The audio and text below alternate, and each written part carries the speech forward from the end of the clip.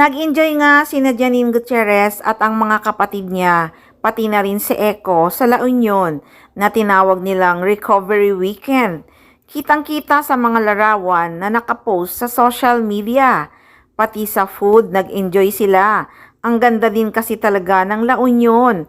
Nakaka-relax at very peaceful ang feelings. Hindi na talaga may tatago ng mga fans ang sobrang paghanga kay Jericho Rosales bilang boyfriend ni Janine Gutierrez. Sobrang maalaga talaga at sobrang mapagmahal ang aktor. Kaya naman hindi talaga maiwasan na ikumpara si Eco sa ex niyang si Paolo Abilino.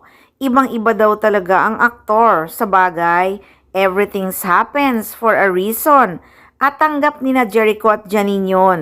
Kasi kung walang past, walang present, di ba?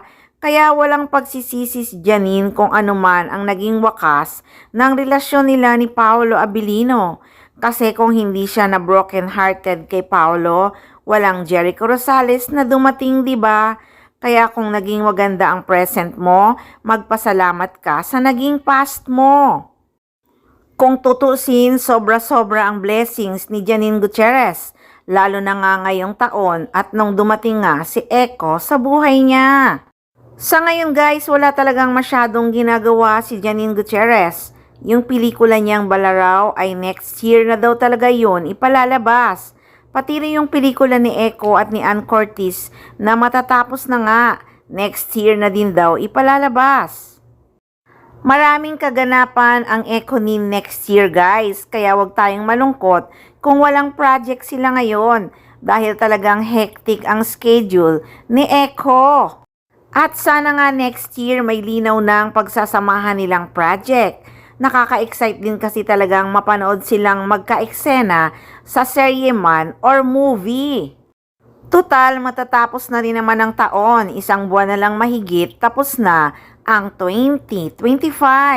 Kaya abangan na lang natin sa 2026 kung ano ang ganap ng Econin.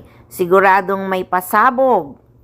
Ngayong taon naman walang masabi ang mga fans dahil pinakilig talaga ni na Eco at Janine ang kanilang mga fans.